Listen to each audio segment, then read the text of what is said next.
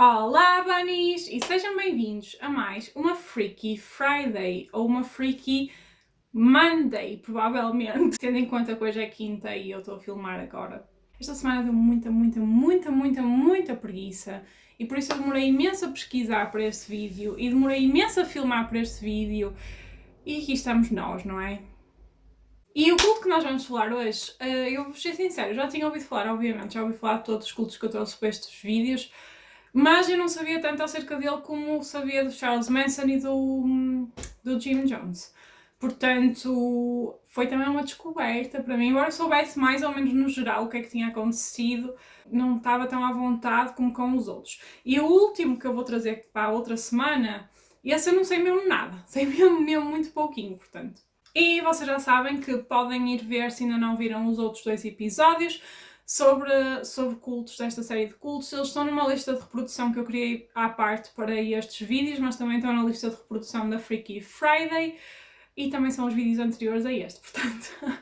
Porque eu acho que é importante vocês verem para conseguirmos seguir mais ou menos o pensamento lógico, porque eu vou referir os outros 2 casos aqui neste vídeo, portanto, se vocês não viram, vão ver.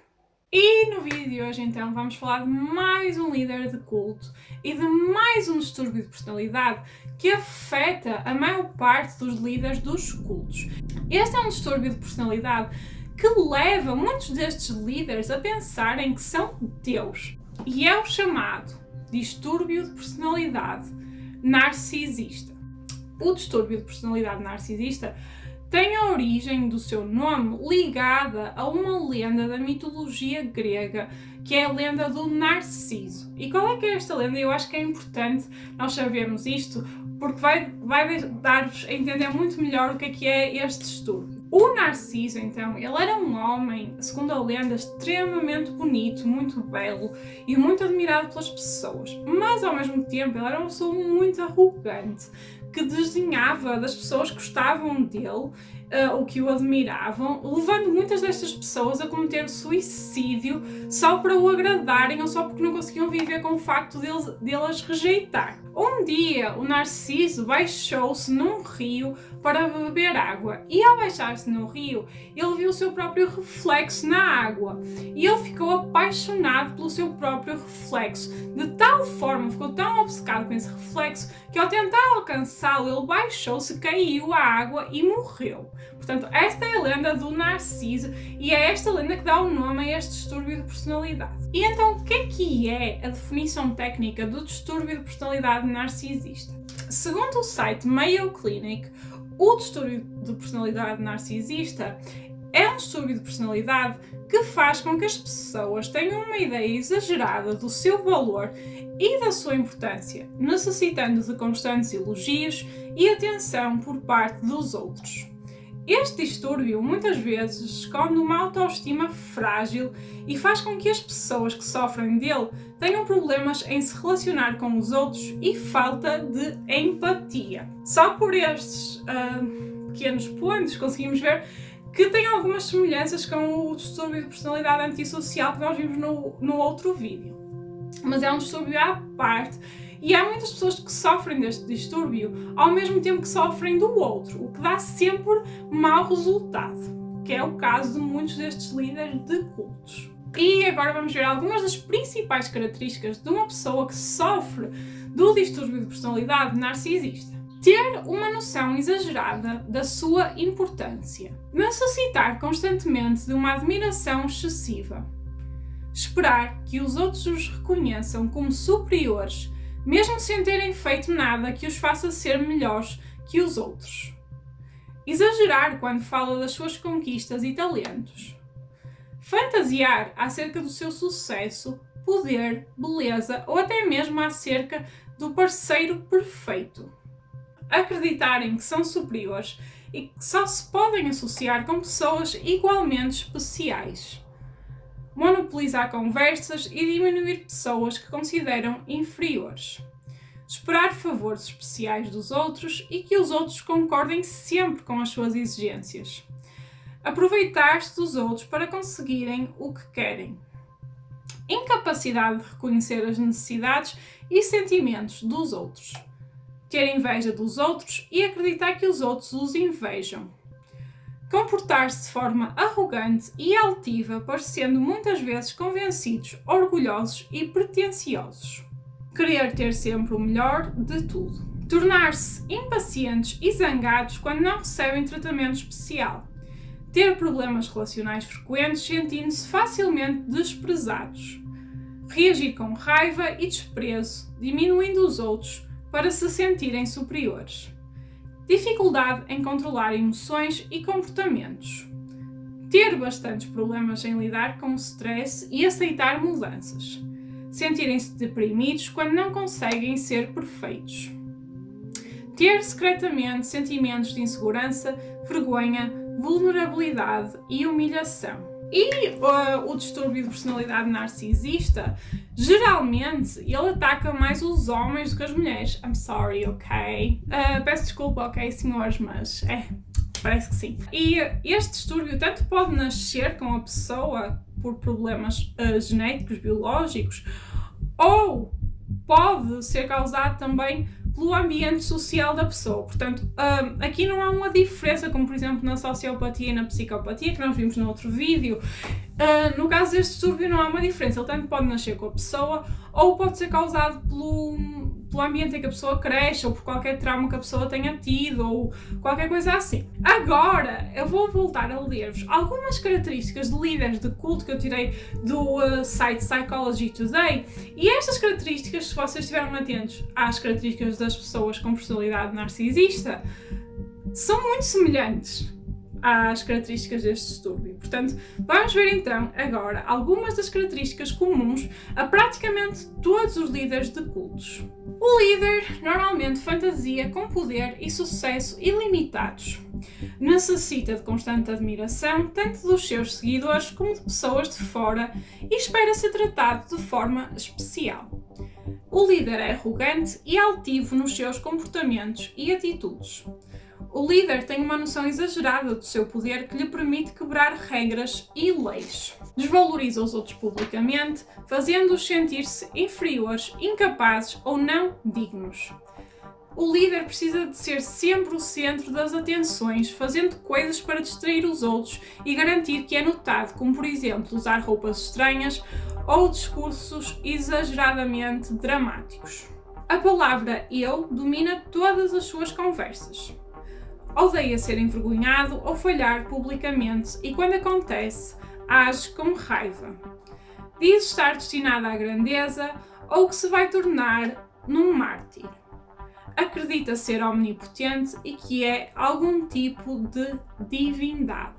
E em 1993, um homem que acreditava ser um Messias enviado por Deus com poderes especiais criou o seu próprio exército, o exército de Deus que faria cumprir a profecia do fim do mundo e conduziu-os ao inferno. Esta é a história de David Koresh e do cerco de Waco.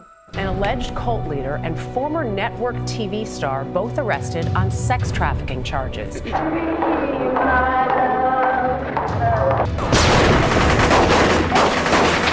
I haven't killed anyone. I say you do exactly what I say. My personal belief is that it's one gigantic hypnotic induction. Tragically, the people inside are directly in the line of fire. But they believe that they're on a path to enlightenment. In all my years, I have never seen anything like this before. If we can't live in peace, then let's die in peace. Did Jesus look like the Son of God? No one thought so, except a few people in his day.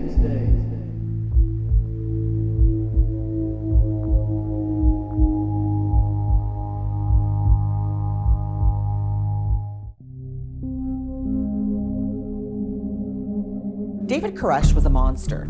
He was a highly unstable, self-proclaimed messiah. He had uncommonly powerful capacities to manipulate people. He thought he was the Lamb of God, the Messiah, the King, and he could take anything in the name of God, and he could do anything in the name of God. He was an embodiment of evil. David Koresh nasceu Vernon Wayne Howell, em 17 de agosto de 1959. E o nome dele era outro, não era David quando ele nasceu, ok? O seu nome de nascimento era Vernon Howell. A mãe do David, a Bonnie Sue Clark, ela tinha apenas 15 anos quando deu à luz ao David. É assim, tipo, mães adolescentes, parem de ter bebés, porque eles acabam todos por ser líderes de cultos. Bizarro! Como é que estas duas pessoas têm estas semelhanças na sua vida? O pai do David era um rapaz de 20 anos chamado Bobby Howell e ele nunca se chegou a casar com a mãe do David, eles nunca chegaram a ser casados. O David Koresh, ou o Vernon Howell, nesta altura, ele teve uma infância muito complicada. A mãe dele teve muitos relacionamentos diferentes, ela casava-se, depois divorciava-se, depois arranjava outro homem. Alguns desses relacionamentos dela, eles eram abusivos. E mais tarde, a Bonnie Sue Clark, ela chegou a sentir-se culpada por ter feito o David passar por esta infância e ela sentia-se de certa forma culpada por ele se ter tornado na pessoa que se viria a tornar. Aos 8 anos de idade, o David, ele afirma que foi vítima de um abuso sexual por parte de um grupo de rapazes.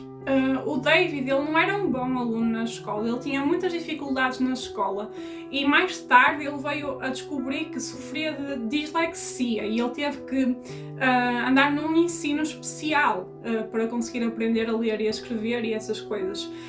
Mas ele nunca gostou muito da escola porque nunca foi muito bom aluno e ele acabou por deixar a escola no 11º ano. He was very cute, lovable little boy, very inquisitive. He learned by doing things. Tearing motors apart. First truck I bought him, first thing he did was tear the motor out. And that's the way he did the Bible. No entanto, este problema cognitivo do David não o impediu de se dedicar à leitura da Bíblia. E aos 14 anos, gente, ele tinha memorizado o Novo Testamento da Bíblia, ele sabia de cor. E aos 18 anos, ele tinha memorizado o Velho Testamento. Ou seja, antes de ele fazer sequer 19 anos, ele decorou a Bíblia. Ele sabia a Bíblia de cor. Ou seja, ele tinha uma memória fotográfica, segundo o que muitas pessoas diziam. E o David, desde cedo, começou a dizer que quando ele era criança, Deus falou com ele e tinha-lhe dito que ele era o escolhido, que se viria a tornar num novo Messias do mundo. Ou seja, uma pessoa quase como Jesus foi. Quando o David era jovem, ele também era um apaixonado por música e também tocava guitarra. Tipo, hi, Charles Manson és tu? Tipo, é a mesma pessoa, tipo, o que é que se passa aqui?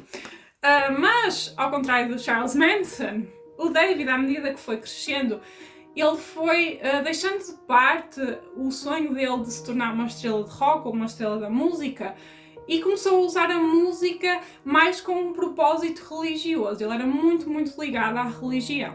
E o David Koresh, ele tinha uma outra paixão na vida dele. E essa paixão eram as mulheres. Aos 19 anos, ele engravidou uma rapariga de 15. E esta rapariga de 15 anos, ele planeava casar-se com ela por causa de a ter engravidado e porque ele queria cumprir as coisas como Deus mandava. Só que ela acabou por o rejeitar. E, supostamente, segundo o que David disse, isto marcou muito a vida dele, o facto de ela o ter rejeitado e o ter abandonado. Mais ou menos nessa altura, ele também se juntou à religião da sua mãe, que a mãe dele frequentava. E a religião que a mãe dele frequentava eram os Adventistas do 7º dia, que é uma religião que existe ainda hoje. Na congregação dele, dos Adventistas do 7º dia, ele apaixonou-se pela filha do pastor. E ele, segundo o que dizem, usou uma passagem bíblica para justificar que esta rapariga deveria tornar-se a sua mulher. Só que o pai dela, que era o pastor da igreja, não achou piada a isto, então expulsou da congregação. A religião conhecida como ramo davidiano foi uma religião criada em 1950 e supostamente era uma religião dissidente dos Adventistas do 7º dia. E eles tinham a sua sede montada num local chamado Monte Carmelo, em Waco, no Texas. E eu esqueci de dizer há bocado, mas o David, ou Vernon nesta altura, ele era do Texas.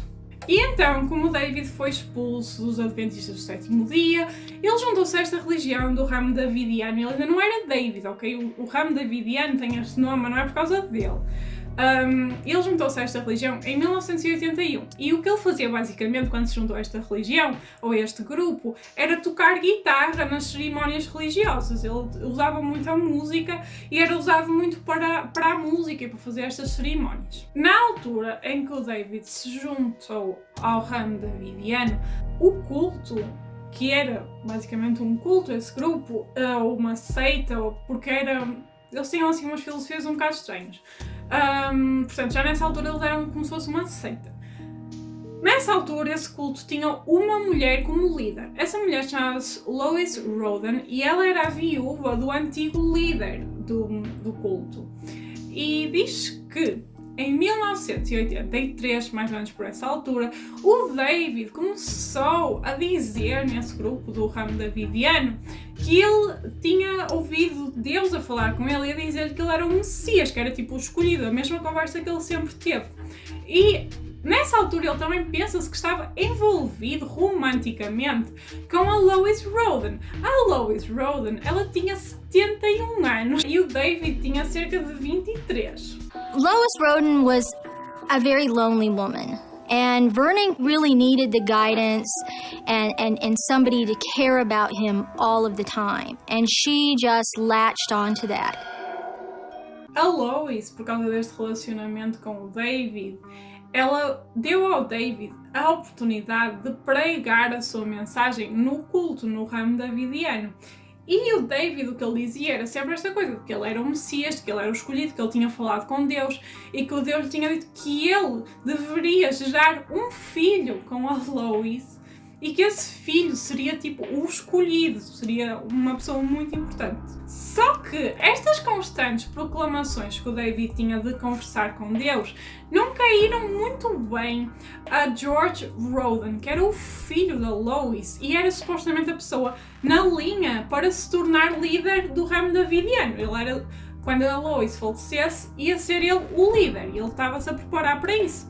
E ele não gostava destas conversas que o David tinha, de que falava com Deus e que era o escolhido e que mais não sei o quê, porque ele sentia que, de certa forma, o David estava a tentar aproveitar-se disso para tomar o lugar dele como líder. E o George Roden, ele queria muito ser líder desse culto. E ele não achou piada que esta pessoa que chegou do nada agora fosse tido em grande importância pela sua mãe, que andasse envolvido com a mãe dele, que agora queria tomar o lugar do líder e mais não sei o quê. Portanto, havia ali uma certa tensão. Também importa dizer que o George Roden, ele não era uma pessoa muito estável mentalmente, ok? O David era como era e encontrou o George, que também não era uma pessoa muito estável, como nós vamos ver mais à frente. Só que nessa altura, o George, como já estava no culto desde sempre, ele tinha o apoio da maioria das pessoas do ramo davidiano. E então o que é que eles fizeram? Como a maioria deles apoiava o George e não o David, eles juntaram-se todos, pegaram em armas e expulsaram o David, mais alguns seguidores que quiseram ir com ele, do ramo davidiano, daquela secção do ramo davidiano. Com armas, gente, com armas. E então, nesta altura, o David, juntamente com um pequeníssimo grupo de seguidores que ele tinha conseguido angariar do tempo que passou no ramo davidiano, eles mudaram-se para Palestine, também no Texas. E foi lá que eles viveram. Eles viviam em condições um pouco complicadas, eles não tinham água, não tinham luz, viviam assim tipo num acampamento, uma coisa com muito poucas condições. Mas nessa altura, enquanto eles estavam lá, o David nunca parou de recrutar pessoas, mais e mais pessoas, para o seu grupo. E ele ia a outros países, a países estrangeiros, a Inglaterra, a Austrália, a montes de países para trazer mais pessoas para o seu grupo.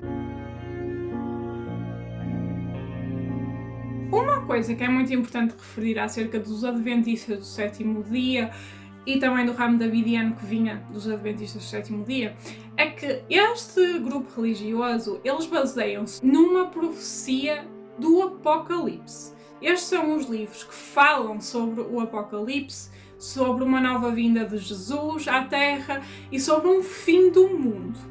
Portanto, isto é uma das filosofias centrais dos Adventistas do sétimo dia e também era uma das filosofias centrais do ramo davidiano.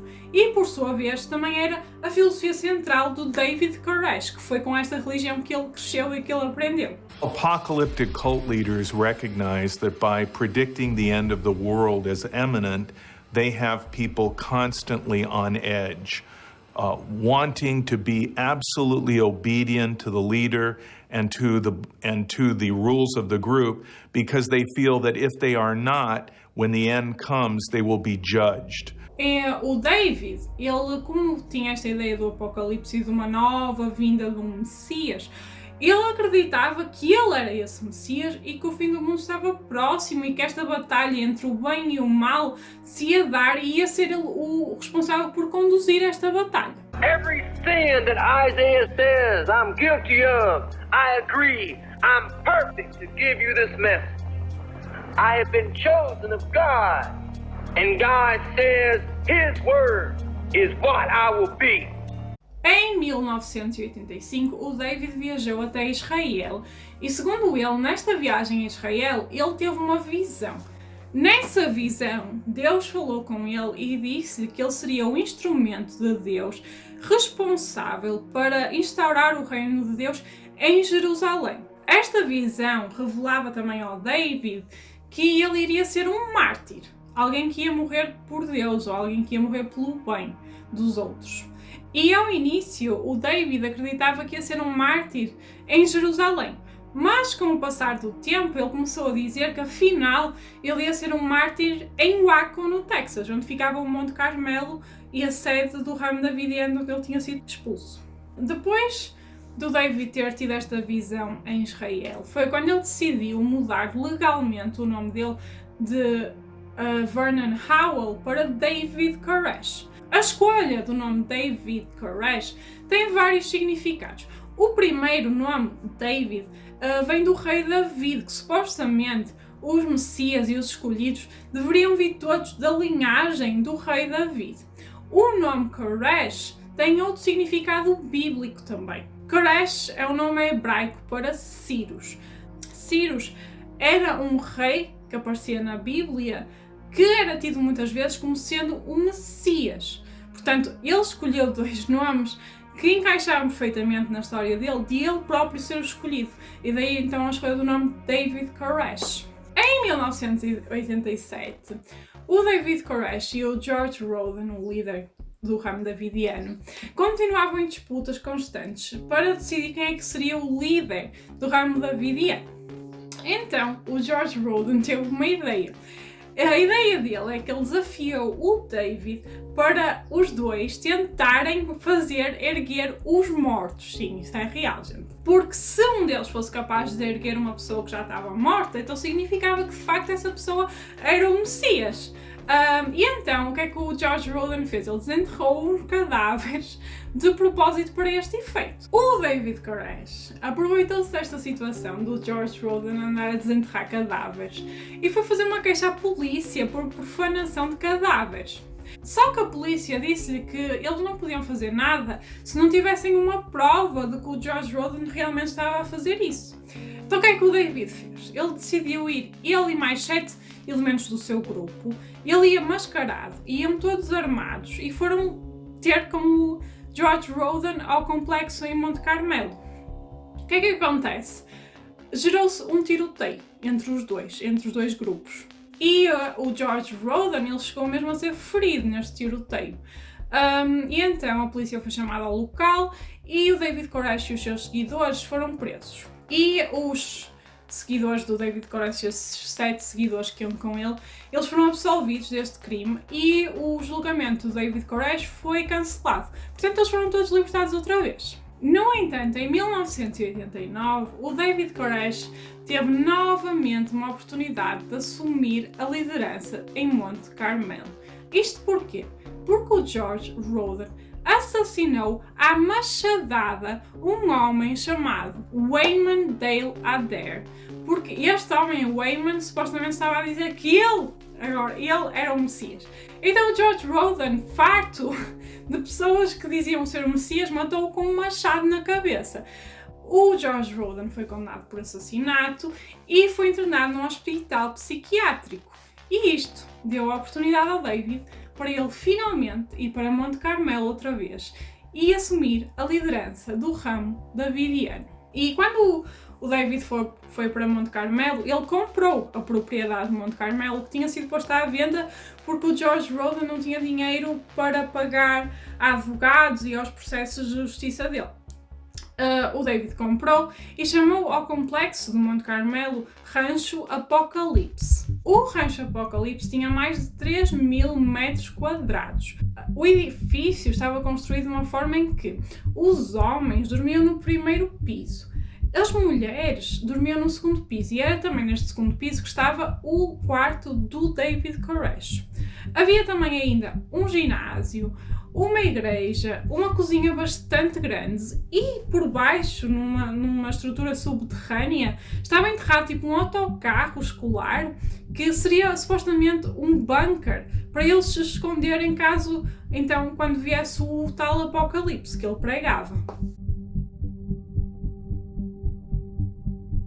Uma das primeiras técnicas de manipulação que o David Koresh usava com os seus seguidores, que ele usava ainda antes de ir outra vez para o Monte Carmelo, era então o nosso conhecido isolamento. Mais uma vez, mais um líder de culto que preza pelo isolamento para poder controlar os seus seguidores. Porque tanto a propriedade em Monte Carmelo como a propriedade ou o acampamento dele em Palestina eram sítios muito remotos e isolados, eram no meio do nada, literalmente. E como nós já vimos, esses líderes de cultos, eles adoram isolar as pessoas, porque é uma forma de eles poderem controlar ainda mais as pessoas. Mount Carmel was very remote from Waco. It was important for David Koresh to isolate the group from the world because the world is an influence that is constantly pulling people away and distracting you from the message. Além disso, além deste isolamento geográfico dos complexos, muitos dos seguidores do David Koresh, eles vinham de outros países ou de outros estados dos Estados Unidos. Então, só por esse motivo, eles já estavam isolados, porque não tinham os seus entes queridos por perto, nem os seus familiares por perto. À semelhança também de outros cultos que nós já vimos, o David Koresh pediu aos seus seguidores para cortar todos os laços familiares e afetivos que tinham com pessoas fora do ramo davidiano, fora do culto dele. E isto porque, segundo o David, na justificação do David, as pessoas que estavam fora estavam contra eles. As pessoas de fora eram o mal e eles eram os escolhidos, eles eram o bem. Portanto, eles não podiam contactar com eles. E se estas pessoas que estavam com o David precisassem depender de alguém, eles iam depender dele, do próprio David, não precisavam de outras pessoas. One of the things about being a Branch Davidian, and especially under David Koresh, was you're supposed to separate yourself from the world. The world is the sin. E o Koresh, ele aplicou também outras regras que aparentemente parecem inofensivas, mas que tinham um propósito muito sinistro por trás. Os membros do ramo davidiano tinham que comparecer a estudos bíblicos 3 vezes por dia. As mulheres tinham que usar camisolas compridas para lhes cobrir o rabo, ok? E não podiam usar maquilhagem nem joias. E havia também alguns dias sagrados em que as pessoas tinham que fazer jejum, não podiam comer. Segundo alguns seguidores do David, havia ainda outras regras ainda mais estranhas relacionadas com comida. Por exemplo, eles não podiam comer laticínios, nenhum derivado do leite, porque segundo o David, o leite e os seus derivados eram para os bebés beberem, então as pessoas não podiam comer queijo, não podiam comer manteiga, não podiam comer iogurtes, nada dessas coisas. Depois ele também fazia combinações estranhas entre comida. Por exemplo, ele não era permitido aos membros do ramo davidiano comerem fruta e legumes juntos. Nem podiam, por exemplo, comer bananas e laranjas juntas. E também não podiam comer coisas com açúcar. Eles faziam uma dieta, tinham todo um plano de nutricionista ali.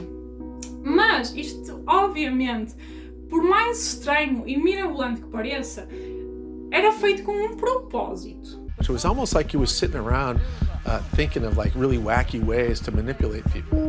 But the idea was to test people to see if they really believed and would really obey when the time came.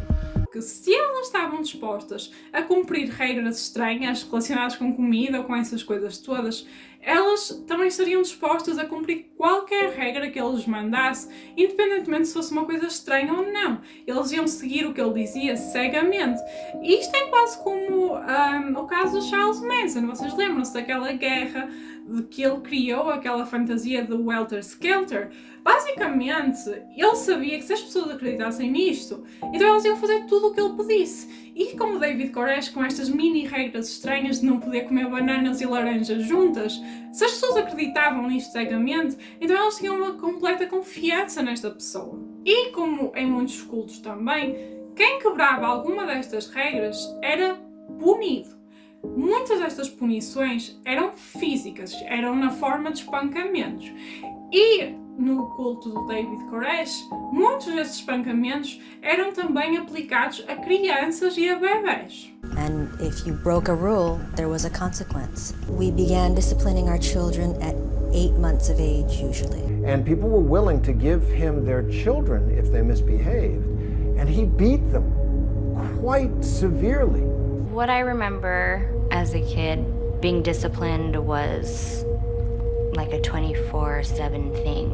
There's nothing that you could do right. You're raised with just fear. Everywhere is fear. No entanto, no ramo davidiano, havia uma pessoa a quem era permitido quebrar todas estas regras. E essa pessoa era, obviamente, o David Koresh. Porque o David, ele era um enviado de Deus. Portanto, todos os seus desejos que ele tinha a nível de comida, a nível de qualquer outra coisa, vinham diretamente de Deus. Só que, com o tempo, os seus desejos divinos começaram a tornar-se cada vez mais carnais e perversos. Como eu disse anteriormente, quando o David se juntou ao ramo davidiano, ele envolveu-se romanticamente com a Lois Roden, e o David pensa-se que ele se envolveu com a Lois precisamente porque ele viu aí a oportunidade de se vir a tornar um líder para o ramo davidiano. Isso, no entanto, esse relacionamento com a Lois não impediu ao David de mais uma vez receber uma mensagem divina que lhe disse que ele deveria casar com Rachel Jones, uma menina de apenas 14 anos, ou seja, o David tinha 24 e ela tinha 14 anos nessa altura. E com este poder de manipulação tão típico dos líderes de culto, o David conseguiu convencer o pai da Rachel, o Perry Jones, a assinar uma autorização de casamento para que permitia que os dois se casassem. Eles viviam no Texas e no Texas era permitido menores, naquela altura pelo menos, casarem-se com pessoas maiores de idade. Só que era preciso uma autorização por escrito dos pais. E então ele convenceu o pai da Rachel a assinar esta autorização e casou-se com a Rachel quando ela tinha apenas 14 anos. No entanto, a Rachel, ela não seria a única mulher de David. Em 1989, o David introduziu uma nova doutrina no seu culto. Esta era a chamada doutrina da nova luz. E nesta doutrina, o David introduz uma série de regras. Uma destas regras era que David ordenava a anulação imediata de todos os casamentos dos membros do culto. E também mandava que, então, a partir desse momento, os homens e as mulheres, independentemente se eles tinham sido casados ou não, começassem a dormir em quartos separados. E não se esqueçam que eu vos disse antes que os homens, eles dormiam no andar de baixo e as mulheres dormiam no andar de cima, junto do quarto do David. Nesse momento em que os casamentos são anulados, supostamente todas as mulheres do ramo davidiano passaram a ser potenciais parceiras para o David Koresh. Se ele assim entendesse e se ele recebesse as suas mensagens divinas, qualquer mulher daquele grupo podia se tornar então esposa do David Koresh. E era esperado que estas esposas tivessem bebés do David. Segundo a teoria do David Koresh, ele deveria gerar 24 filhos, porque no livro das Revelações da Bíblia existem 24 anciães que seriam então os pilares do novo reino de Deus, e as crianças, estes filhos do David Koresh, eram muito importantes para ele, porque eles iam ajudar a cumprir esta profecia. Por isso ele precisava de gerar muitos filhos. As mulheres do ramo davidiano, ou pelo menos a maior parte das mulheres do ramo davidiano, não se importaram com isto, com esta situação de anularem os seus casamentos anteriores e agora serem mulheres do David Koresh. Isto porque o David disse-lhes que ele escolhia as mulheres que Deus lhe dizia para escolher. Então, se elas fossem escolhidas pelo David Koresh, significava que elas estavam a ser escolhidas por Deus. God would tell him which one. So God would be choosing them. So in essence, God chose me. That's how each woman thought. Whatever he wanted, he had to have it because that was God's way. E aqui nós vemos uma forma de manipulação destas pessoas, em que eles usam a fé das pessoas e esta teoria, esta filosofia que ele foi implantando na mente das pessoas para depois chegar a este propósito de ele ter as mulheres que queria, mas porque Deus lhe disse. E claro que elas ficam contentes porque foram escolhidas por Deus. Estas coisas vocês têm que perceber que parecem absurdas quando nós ouvimos falar delas, e se calhar muitos de vocês pensam, mas eu não fazia isso. Houve pessoas que recusaram-se a fazer isso e foram expulsas do ramo davidiano. Mas as que não se recusaram, vocês têm que perceber que isto, mais uma vez, não foi do dia para a noite, entendem? As pessoas não chegaram lá e ele disse, vamos terminar casamentos, preciso de mulheres para fazer filhos.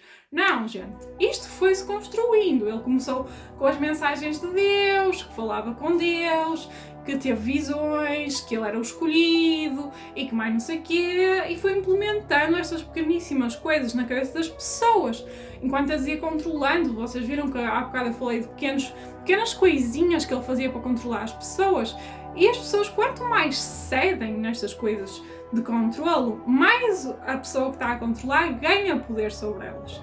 E foi o que aconteceu aqui, ok? Por isso é importante nós não sermos tão rápidos a julgar, porque estas coisas não acontecem do dia para a noite. Isto vai-se construindo, como nós já vimos também nos outros cultos que eu falei aqui. E o David Koresh chamava este grupo de mulheres que ele tinha a Casa de David.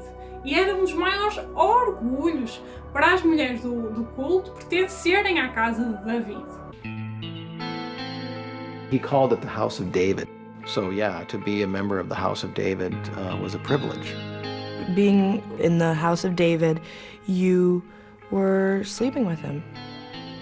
Só que o principal problema da Casa de David era que a maior parte das suas constituintes eram menores de idade. Para seduzir estas meninas, estas crianças, o David usava as mais diversas técnicas de aliciar, que eram fazê-las sentirem-se especiais, fazê-las sentirem-se bonitas. Todas estas técnicas que nós já vimos deles aliciarem as pessoas, ele usava com estas crianças. Carrie Jewel, ela viu a sua mãe a ser seduzida e a render-se aos encantos do David Koresh. E mais tarde, ela própria viria a chamar a atenção do líder do culto com apenas 11 anos de idade. I was very conscious of sexuality at a very early age. He would take me on the back of his motorcycle and go up to the mountains. So I kind of knew that I was special.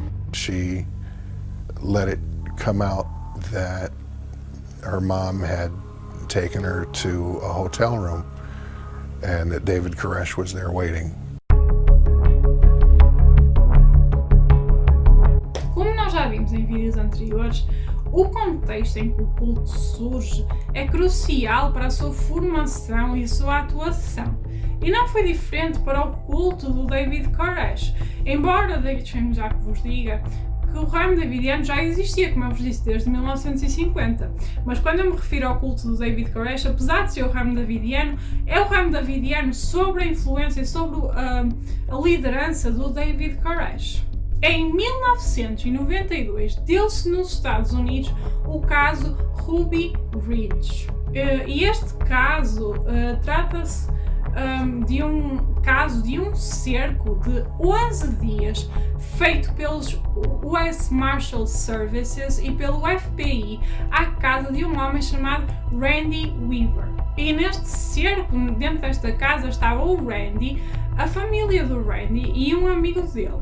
Este cerco à casa do Randy, ele aconteceu quando o Randy não compareceu a uma audiência de uma acusação que ele tinha por porte de arma de fogo ilegal. Este cerco de Ruby Ridge transformou-se num tiroteio entre as forças policiais e as pessoas da casa, que resultou na morte da mulher e do filho do Randy, que tinha apenas 14 anos na altura. E este tiroteio também causou a morte de um vice-marshal americano chamado William Francis Deegan. E este cerco só terminou com a intervenção de negociadores civis, ou seja, pessoas que não eram nenhuma força policial. E por causa de todas as consequências deste caso e da forma como ele foi abordado pela polícia e pelas forças especiais, causou uma enorme indignação nos Estados Unidos, porque as pessoas acreditavam que houve um abuso da força policial que resultou na morte de uma criança e de uma mulher inocente. E as pessoas estavam muito revoltadas nessa altura por causa disto, e estava um clima tão tenso nos Estados Unidos que estava perto de acontecer uma guerra civil, muito semelhante ao clima que agora nós estamos a ver por causa deste caso do Floyd e da morte dele por parte dos polícias. Imaginem uma revolta deste género, embora não tenha contornos racistas, mas as pessoas acreditavam que a polícia abusou no uso da força e que não era necessário ter agido assim, só para tentar levar uma pessoa a comparecer a uma audiência, entendem? Portanto, havia esta situação nos Estados Unidos nesta altura. E isto é muito importante, nós vamos ver mais à frente, para o caso do David Koresh. Porque esta revolta e desconfiança nas forças militares do governo encaixavam na perfeição na filosofia e na profecia que o David Koresh tinha do fim do mundo. E por causa deste cerco de Ruby Ridge, o David Koresh acreditava, ou passou a acreditar, que a tal batalha do fim do mundo, a tal batalha do apocalipse, iria acontecer entre os membros do seu culto e as forças militares do governo. E como tal, desde logo, ele começou a treinar os seus seguidores para serem um exército. Do you understand? It's war. These governments of this world are coming to an end. The minds of men are going to be focused upon a fact. Go ahead and laugh.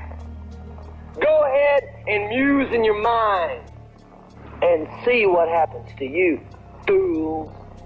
David Koresh começou a frequentar várias conferências sobre armas e a comprar muito armamento militar para armazenar no Rancho Apocalipse. Ao mesmo tempo, o David começou a ensinar os seus seguidores a usar as armas, como disparar, como montar, como fazer tudo, e instaurando na cabeça delas que estava próximo uma guerra entre eles e as forças militares do governo e que era o dever deles proteger e lutar para proteger o reino de Deus. The group was transformed by Koresh from a relatively benign group that really didn't see itself at all as an army to an army of God. Aqui, mais uma vez, é importante salientar que as pessoas que foram chegando ao David Koresh, ao culto do David Koresh, elas eram pessoas perfeitamente normais, antes tinham vidas, vinham dos mais diversos backgrounds, algumas eram professoras, havia pessoas que eram socialites, havia todo tipo de histórias por trás. E elas não eram estas pessoas violentas, nem eram estas pessoas que usavam armas e que estavam prontas para entrar num exército. Mas depois de anos a ouvir estas teorias do David Koresh, a dizer que vinha um apocalipse, que a guerra estava próxima, que eles eram os responsáveis por instaurar o reino de Deus, o novo reino de Deus. Então, nesse momento, elas estavam prontas para matar por Deus. Entendem? É isso que nós temos que perceber, este contexto que vinha antes. Que elas não eram pessoas violentas de si. Que elas foram manipuladas a agir como se aquilo fosse uma guerra entre o bem e o mal. E eles eram o bem. E os de fora eram o mal.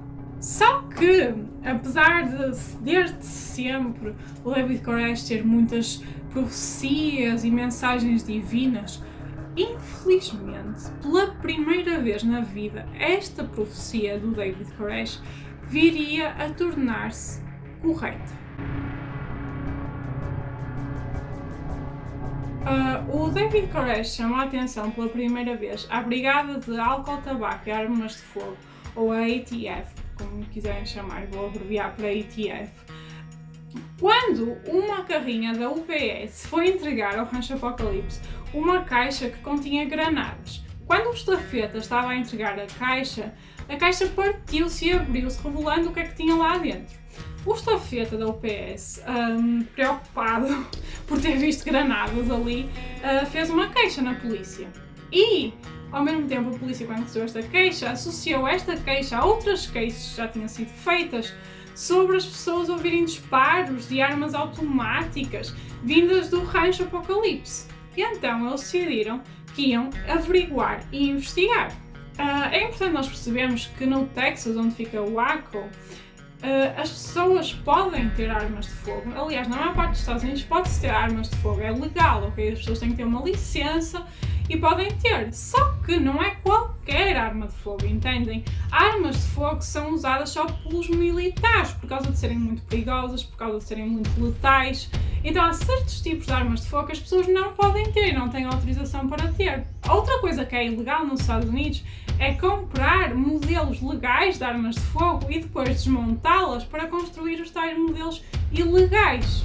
E era exatamente isso que a ATF achava que se estava a passar no Rancho Apocalipse. Era esta montagem de armas ilegais e, por consequência, a posse de armas ilegais.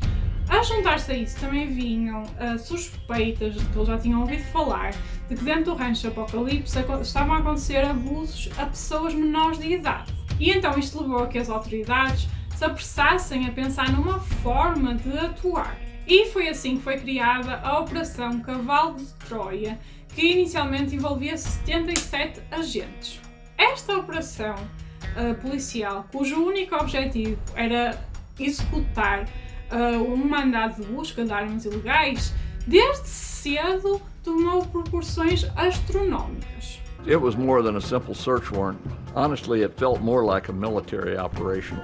E então foi criado um modelo réplica do Rancho Apocalipse para que os agentes pudessem praticar a melhor forma de executarem este mandado de busca. E o plano deles era que, em primeiro lugar, os agentes subiriam pela parte de fora do edifício até o primeiro andar, onde eles iam controlar a sala de armas onde o David guardava as armas e também o quarto do David Koresh.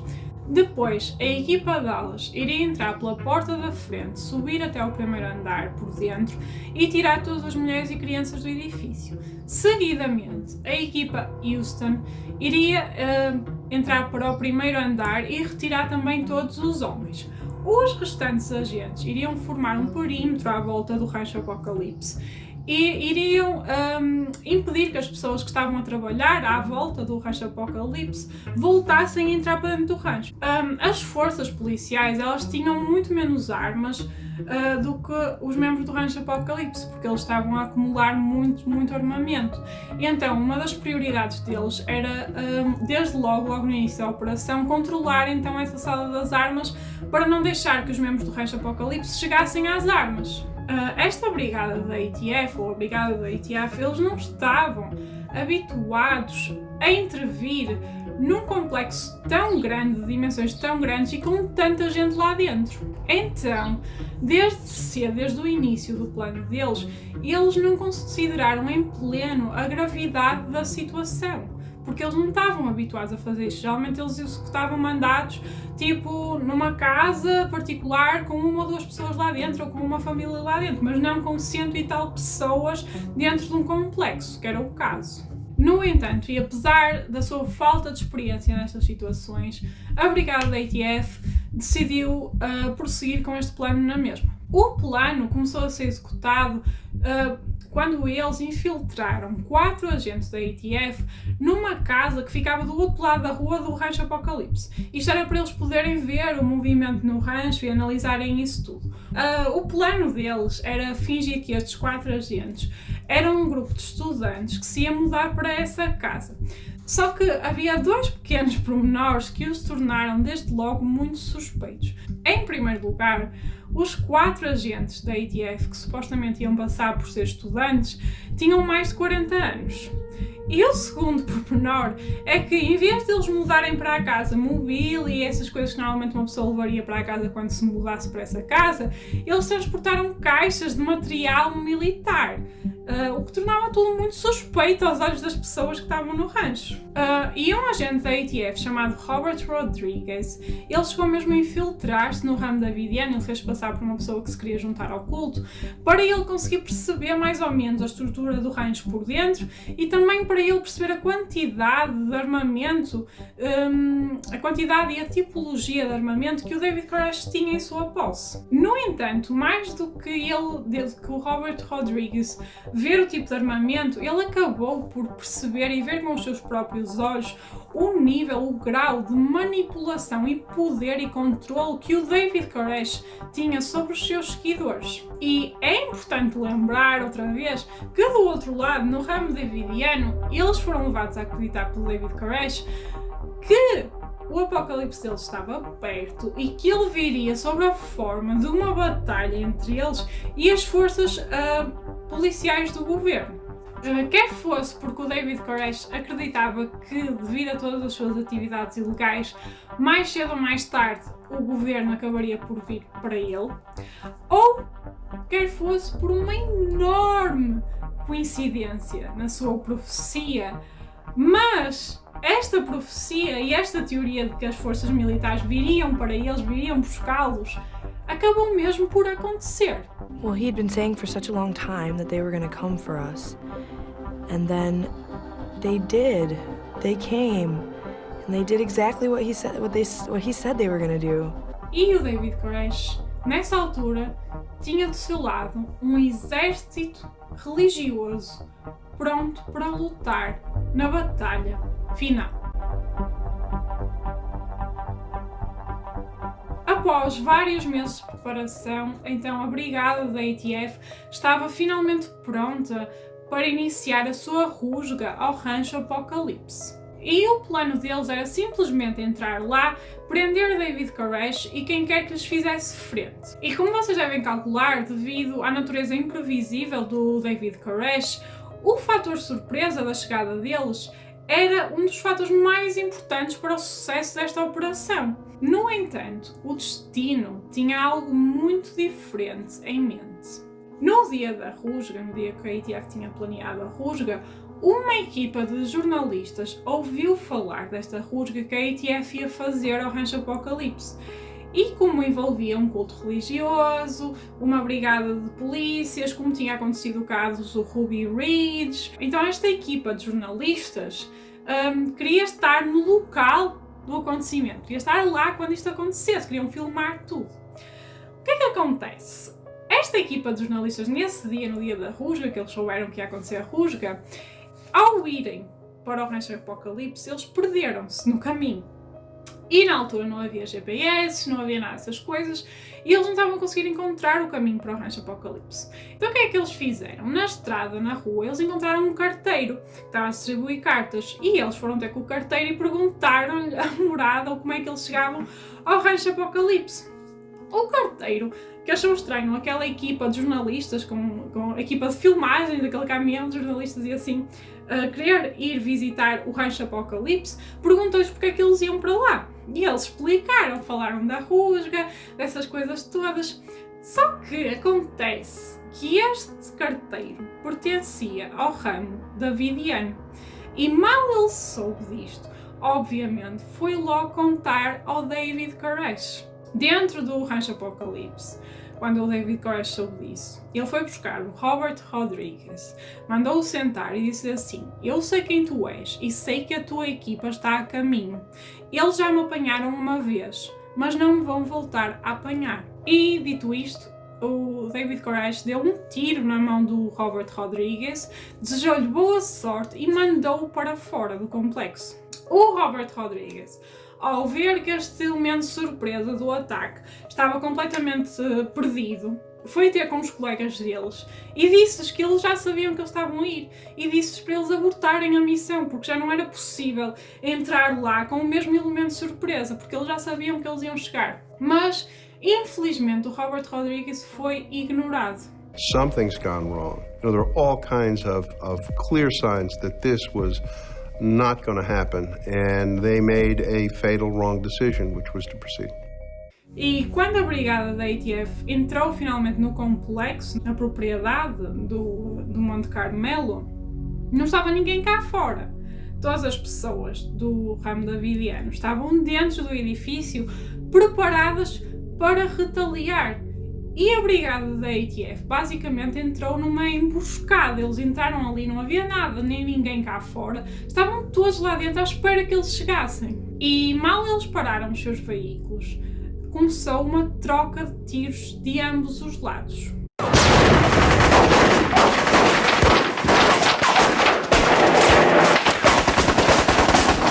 Cult members fire quarter-sized holes through the wall and into this agent's shoulder. Instead, they become the target of a madman's fury.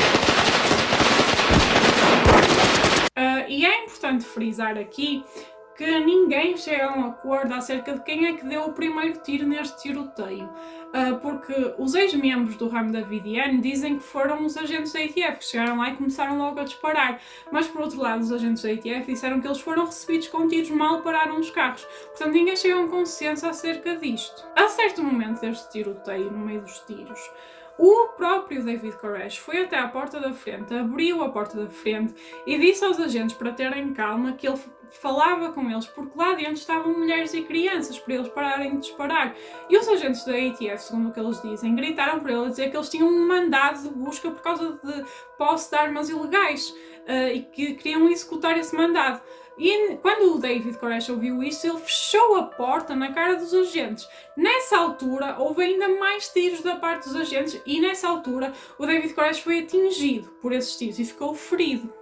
Quando o David Koresh foi atingido, os seguidores que estavam dentro, que viram ele ser atingido, retaliaram ainda mais contra os agentes da polícia e dispararam ainda mais. E a determinado momento, no meio deste tiroteio, o próprio David Koresh liga para o número de emergência para poder falar com os agentes que estavam do lado de fora. Hello? Yes. This is Dave Koresh. David Koresh. Okay, David. The Notorious. David. There's a bunch of us dead, there's a bunch of you guys dead. Now that's your fault. Okay, do you want to try to work something out? ATF is pulling back. We're trying to, Why didn't you do that first? Okay, all I'm doing is handle communications. I can't give you that answer, David. But the thing of it is this.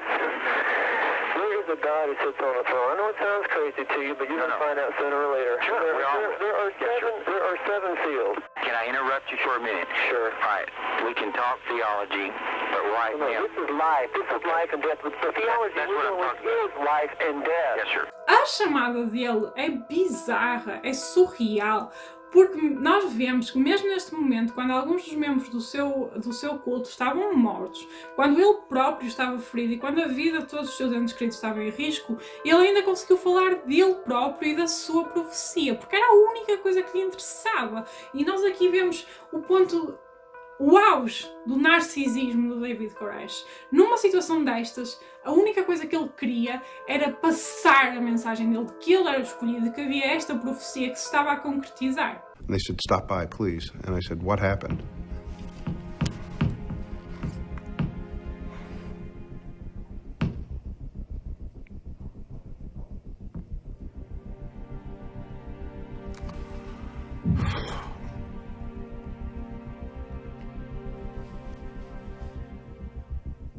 The answer was the worst. E no dia 28 de fevereiro, neste primeiro dia da rusga, 4 agentes da polícia foram mortos com os tiros e 6 membros do ramo davidiano também perderam a vida. O David Koresh, como eu disse, ele foi baleado, ele estava ferido e os agentes da autoridade tentaram dizer-lhe que se ele quisesse passavam material para ele se curar e coisas para ele fazer um curativo a ele próprio, ou que lhe chamavam uma ajuda médica se ele precisasse, ou assim, ou se ele precisasse de medicamentos ou coisas assim, mas ele recusou tudo. Ele disse que ele próprio ia tratar dele e que decidiu que ele e os restantes membros do ramo davidiano iriam permanecer dentro do edifício. Posta esta situação e como todo o plano da ATF falhou tragicamente, eles não sabiam o que fazer, eles não tinham um plano B, então na tarde do dia 28, o FBI foi chamado a intervir nesta situação como forma de negociar com o David Koresh para ver se eles conseguiam salvar mais pessoas. E foi exatamente neste dia que começou um cerco ao Rancho Apocalipse que iria durar 51 dias e que iria ter consequências ainda mais devastadoras. Logo no início deste cerco, logo no primeiro dia, acho eu, ou no segundo dia, o FBI conseguiu libertar algumas crianças e pessoas idosas de dentro do Rancho Apocalipse, conseguiu convencer o David a deixá-las ir. E, inicialmente, em conversa com o FBI, o David Koresh aceitou render-se, só que ele tinha uma condição. A condição dele é que ele queria ter 1 hora para poder falar, para poder fazer um discurso num programa de rádio, numa estação de rádio, para ele poder falar da sua profecia. O FBI conseguiu falar com uma estação de rádio cristã que lhe concedeu então a tal hora para ele poder falar da sua profecia para fazer o seu discurso. E então o David, por chamada, teve então em direito na rádio a falar durante 1 hora. Acontece que este discurso do David foi talvez o discurso mais incoerente que ele teve na vida. Nada do que ele dizia fazia sentido e nem parecia, mesmo os seguidores deles disseram que nem parecia ele a falar, que não tinha nada a ver com... Normalmente ele falava muito bem e sabia usar muito bem as palavras, mas naquele discurso ele falou mesmo muito mal e não se percebia nada do que ele dizia. Mas, apesar deste falhanço, deste discurso, ainda assim o David aceitou render-se como tinha prometido e que ia sair juntamente com os seus seguidores. Só que, à última da hora, o David Koresh ligou para um dos negociadores e disse o seguinte. And then David finally gets on the line and says, "My God has told me to wait." How do you negotiate against God? A determinado ponto deste cerco, o FBI passou uma câmara de filmar para dentro do Rancho Apocalipse para que as pessoas lá dentro se pudessem filmar e também isto era para o FBI conseguir perceber como é que estavam as pessoas, qual era o estado das pessoas lá dentro, porque eles não conseguiam perceber, eles estavam lá há tantos dias fechadas que eles não conseguiam perceber. E as filmagens foram absolutamente surpreendentes. Do you have a desire to leave here? No, I have decided to stay. I don't want to go. Do you want to leave here? No, I don't want to leave here. I feel quite safe here. Isto chocou os agentes do FBI, porque eles acharam que a maior parte deles estava a ser mantida à força, mas as pessoas disseram que não, que estavam ali de livre vontade e que queriam ficar do lado de David Koresh. E aqui, mais uma vez, nós vemos esta manipulação do David Koresh. Ele convenceu estas pessoas a ficar. Estas pessoas, naquele momento, acreditavam que estavam do lado do bem e que ir para fora era ir para o lado do mal. E então, eles disseram que queriam ficar. No entanto, o FBI, ao longo do tempo, continuou a insistir com o David para ele libertar mais crianças, porque as crianças eram uma prioridade. No entanto, o David Koresh respondeu que as crianças que restavam dentro do Rancho Apocalipse eram os filhos dele e que esses ele nunca iria deixar ir embora. E aqui nós temos que nos lembrar que estes filhos do David Koresh, eles eram muito importantes para a profecia dele. Eram tipo o auge da profecia dele. Então ele disse logo, os filhos dele, ele não ia deixar ir embora. Mas, na realidade, os verdadeiros motivos pelos quais o David Koresh não se queria render poderiam estar muito mais relacionados com ele próprio do que com a sua profecia do fim do mundo. O David Koresh sabia que tinham morrido agentes oficiais do governo por causa do tiroteio, por causa dele. E então ele sabia que iria ser preso por causa disso. E então, como nós já vimos até no caso do Jim Jones, render-se para estas pessoas é a última opção.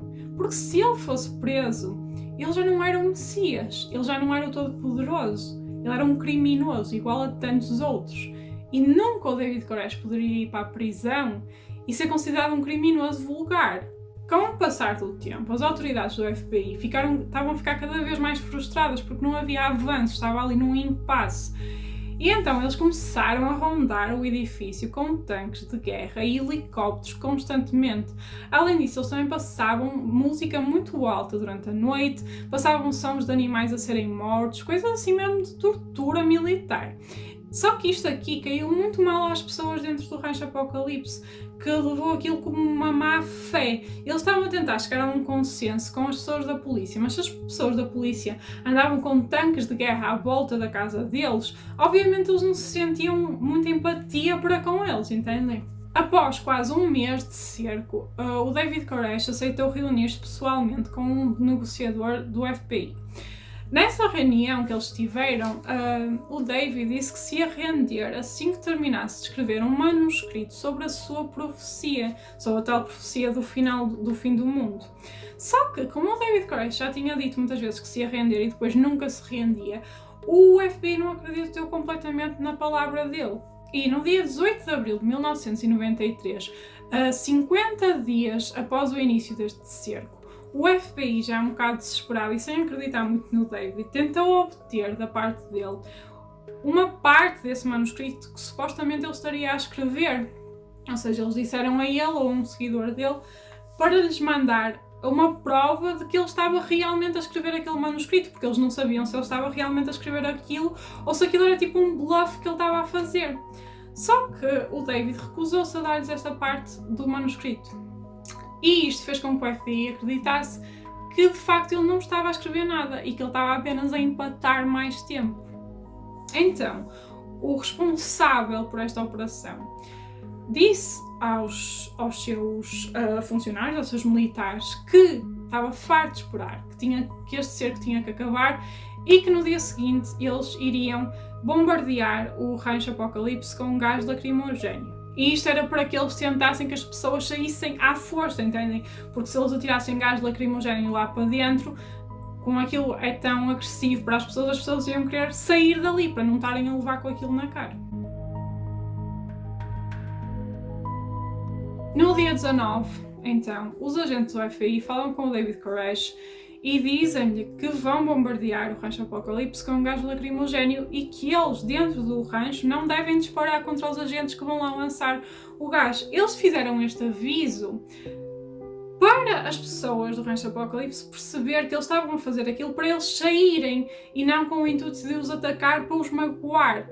Foi mesmo numa última tentativa de os tentar fazer desistir antes deles lançarem o gás, mas também para eles perceberem que não era uma retaliação, entendem? Não era eles a lutarem contra os do Rancho Apocalipse, era apenas para eles terminarem este cerco.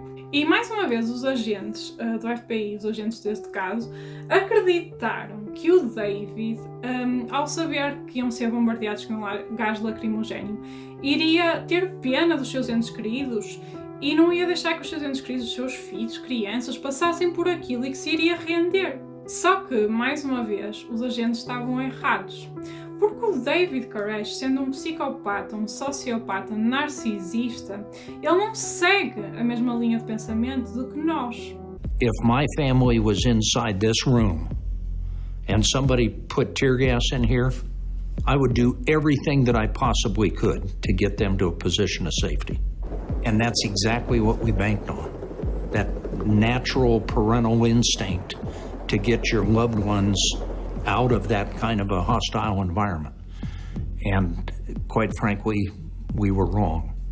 The general mistake made by the FBI, by the press and the public was to project themselves onto Koresh. To say, oh, he's a human being like me, so he has the same motivations I do. That was never true.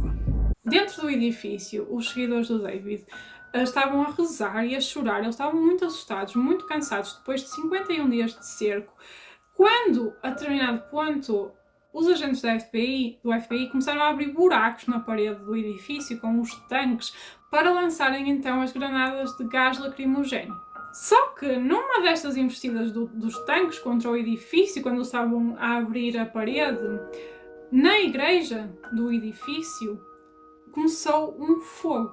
E enquanto isto, os elementos do Rancho Apocalipse, do ramo davidiano, estavam barricados dentro do edifício, enquanto o edifício estava a ser engolido pelas chamas. E apenas 9 membros do ramo davidiano conseguiram sair do edifício e muitos deles saíram pelos próprios buracos feitos pelos tanques. Os agentes do FBI que estavam a fazer buracos com os tanques, quando viram as pessoas a sair, eles próprios disseram: quando nós fazemos um buraco com um tanque de guerra, nós não esperamos que uma pessoa vai sair por esse buraco. Mas foi exatamente isso que aconteceu, porque as pessoas ficaram desesperadas. E segundo o que algumas destas pessoas que saíram pelos buracos dos tanques disseram, elas preferiam morrer com um tiro de um tanque de guerra do que morrer queimadas pelo fogo.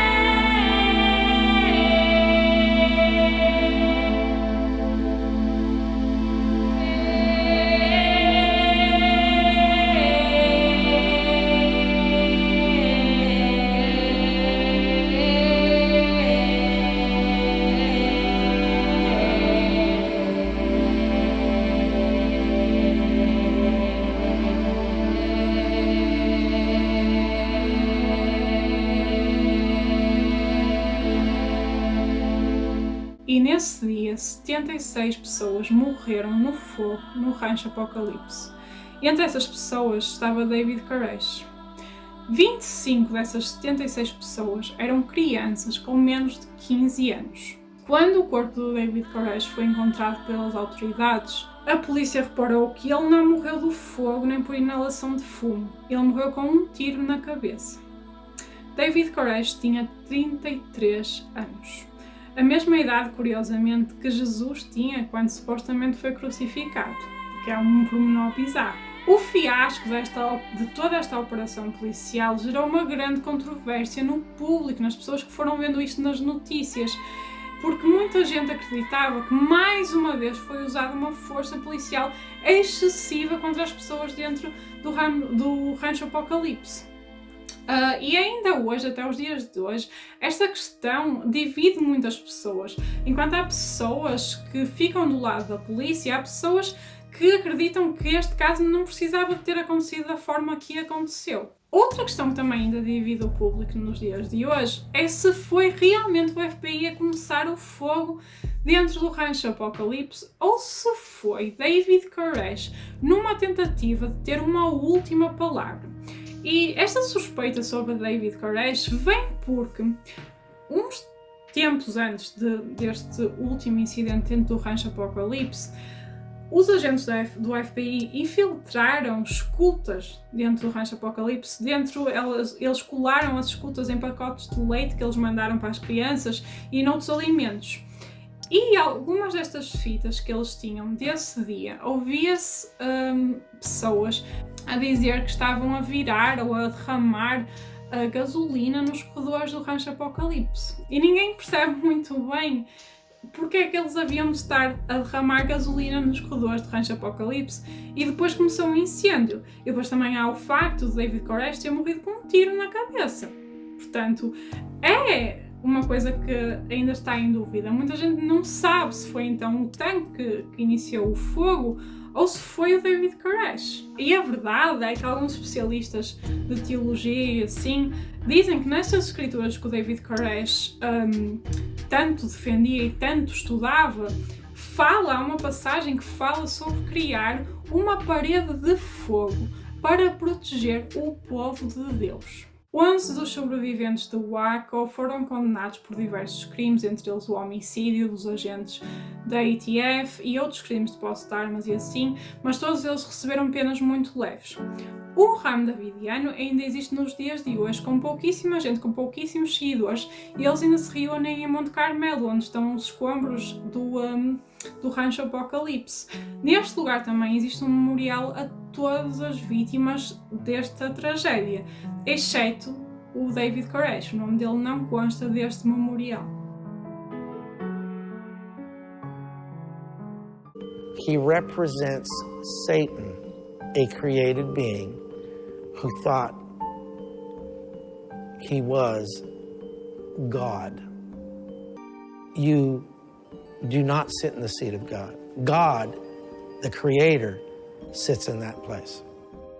E esta história do David Koresh e do ramo davidiano e do cerco de Waco, é uma história um pouco diferente das outras que eu vos contei.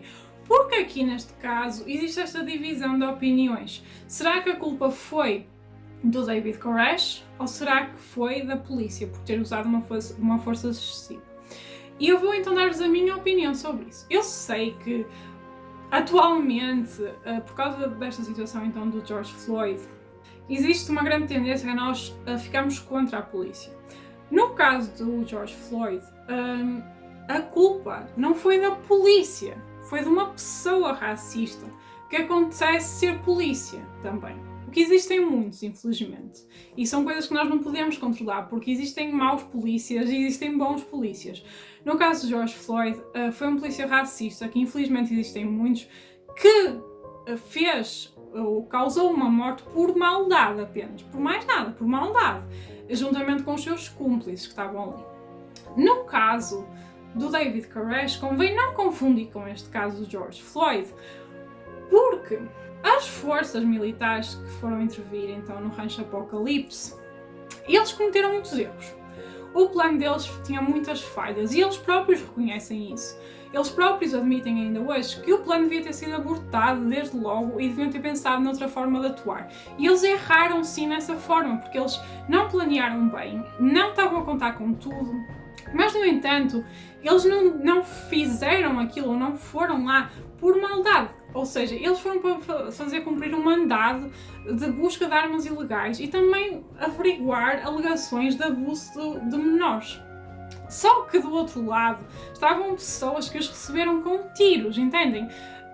Se a polícia fosse lá e se todos eles tivessem rendido e terem saído de lá sem retaliar, nada disto tinha acontecido. O problema no caso de David Koresh, e é por isso que eu não posso ficar contra a polícia neste caso, é que eles dispararam contra a polícia, contra uma força de autoridade, e não é suposto isso acontecer.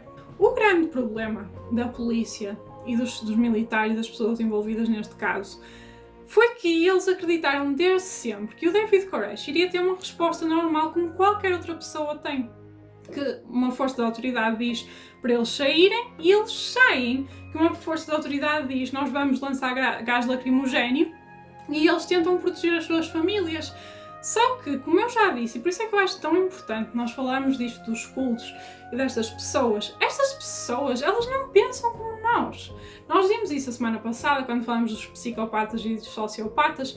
Eles não têm a mesma reação que nós temos perante uma situação destas. E o erro destes polícias e o erro de muitos de nós é acreditar que um sociopata ou um psicopata vai agir da mesma forma que nós iríamos agir. Eles não querem saber. Eles não querem saber se vão matar alguém. Eles não querem saber. Para eles, ainda por cima com este traço narcisista, é muito mais importante eles saírem por cima, eles serem importantes, do que eles se renderem ou salvarem qualquer pessoa que esteja com eles. E o David Koresh, vocês viram, pela forma como ele se matou, ele matou-se com um tiro na cabeça. E vocês perguntam, mas ele matou os filhos dele com um tiro na cabeça? Não. Os filhos dele, crianças, as mulheres dele, as pessoas que supostamente lhe eram mais próximas morreram queimadas num incêndio. E ele matou-se com um tiro na cabeça. E se isto não vos prova que o David Koresh não queria saber de mais ninguém a não ser dele, eu não sei o que mais pode provar-vos isso. O David Koresh E estas pessoas dos cultos, e por isso é que eu gosto tanto de falar sobre isto, eles não são pessoas como nós. E o nosso erro é sempre, quando nós nos cruzamos com uma pessoa destas, é acreditar que eles vão ter a mesma reação que nós temos. Eu transponho muito, às vezes, estes casos dos cultos e dos psicopatas e sociopatas para uns casos mais reduzidos de pessoas, por exemplo, que cometem abusos num relacionamento. Imaginem, um marido abusador. Eu acredito piamente que uma pessoa que abusa fisicamente ou psicologicamente de outra, mesmo que seja num relacionamento, sofre pelo menos de uma pequena parte daquele transtorno de personalidade antissocial, nem que seja o espectro mais leve. Mas eu acredito que estas pessoas sofrem disso. E muitas vezes o erro das pessoas que estão à volta ou das pessoas que estão nesses relacionamentos é acreditarem que estas pessoas podem mudar. Porque existe uma certa bondade dentro delas e porque, se eu falar com ele desta forma, e quando eu digo ele, eu sei que também existem mulheres que abusam de homens, ok gente? É só para simplificar. Porque se eu falar com ele vai mudar. Porque se eu lhe der uma segunda oportunidade, ele vai mudar. Essas pessoas, elas não mudam, gente. E é por isso que eu acho importante mencionar isto, porque muitos de nós podem até nunca encontrar um David Koresh, ou pode nunca pertencer a um culto, mas muitos de nós podemos estar numa situação de um relacionamento abusivo, por exemplo. E aplica-se mais ou menos a mesma coisa. Só há uma solução para um relacionamento abusivo. É sair dele, gente. Essas pessoas não mudam. Entendem? E, mais uma vez, nós não podemos tentar racionalizar uma pessoa que não pensa de forma racional. Porque, infelizmente, hoje em dia, como nós sabemos, a cura para a psicopatia e para a sociopatia, para este transtorno de personalidade antissocial, ainda é muito vaga, porque não há muitos estudos sobre isso, porque basicamente, para uma pessoa curar um problema psicológico, o primeiro passo é a pessoa admitir que tem esse problema. E como vocês devem imaginar, pouquíssimas pessoas que sofrem deste distúrbio admitem que estão erradas. Eles acham que estão certos, eles acham que não há nada de errado com eles. E então, não há de facto nada que nós possamos fazer como seres humanos por estas pessoas. Não a um relacionamento, não a um amigo, não a um namorado, não a um marido. Estas pessoas, elas vão sempre ser abusadoras, seja psicologicamente, seja fisicamente, e muitas vezes nós vemos estes relacionamentos a acabar em tragédias, porque as pessoas acreditam que, bem, se me dessem uma segunda oportunidade, eu era capaz de mudar. Só que essas pessoas, elas não são como nós. A segunda oportunidade não significa que elas vão mudar. Significa apenas que elas vão ter uma segunda oportunidade para manipular, para controlar, para abusar. E isto é um ciclo, ok, gente? Portanto, eu queria dizer muito isto, porque este pensamento que a polícia teve em relação ao David Koresh é o pensamento que muita gente tem em relação a abusadores um pouco menores, mas ainda assim graves, que muitas vezes acabam em crimes, em homicídios, como nós sabemos. Portanto, é importante nós percebermos isso. Estas pessoas, elas não mudam. Estas pessoas, a única forma delas mudarem é elas receberem um tratamento psicológico, um tratamento psiquiátrico. E muitas delas não estão dispostas a isso. Não somos nós, com a nossa boa vontade, que vamos fazer estas pessoas mudar. Entendem? E quando nós damos uma segunda oportunidade a essas pessoas, nós não estamos a dar uma segunda oportunidade a uma pessoa como nós, que tem consciência, que tem empatia, que tem arrependimentos. Nós estamos a dar uma segunda oportunidade a uma pessoa que mais dia, menos dia, vai acabar por nos fazer mal. E, portanto, é importante nós sairmos desse tipo de situações. Nós percebermos os sinais deste tipo de pessoas, destes narcisistas, destes sociopatas, destes psicopatas, ou destas pessoas com este distúrbio de personalidade antissocial. Porque quando nós percebermos estes sinais, nós temos que ganhar consciência de que não somos nós que vamos mudar essa pessoa. E de que porque nós faríamos as coisas de uma certa forma, porque nós teríamos pena da pessoa, ou porque nós não iríamos fazer o que essas pessoas fazem, não quer dizer que elas não o façam, gente. Entendem? Para estas pessoas, o poder, o controlo, a manipulação é a coisa mais importante que elas têm. E é tudo o que elas querem. Enquanto que uns, se calhar, têm isto num nível mais elevado e criam cultos onde eles podem manipular toda a gente, Outros arranjam aquela pessoa, aquela única pessoa que eles vão controlar e manipular e torturar psicologicamente e fisicamente durante anos. Nunca aceitem um abuso por parte de ninguém, porque o mais certo é que essa pessoa nunca vai mudar a sua atitude. E por mais que às vezes seja difícil, por mais que às vezes as pessoas não encontrem uma saída para fora disso, qualquer que seja a saída, qualquer que seja a solução, é tudo muito melhor do que vocês acabarem mortos, certo? Porque depois de nós morrermos não há mais nada, gente. Por isso, quem nos tira o nosso bem mais precioso, tira-nos tudo. Não temos mais nada. Ai, muita gente diz, porque por causa dos meus filhos não sou capaz de sair disto. Os teus filhos não são nada se não te tiverem a ti.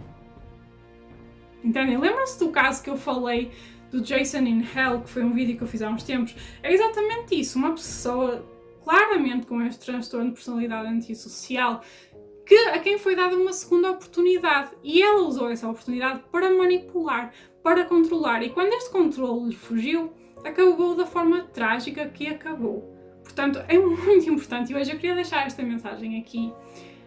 Qualquer que seja o abuso que vocês encontrem na vossa vida, não o permitam. Não permitem que ninguém vos abuse.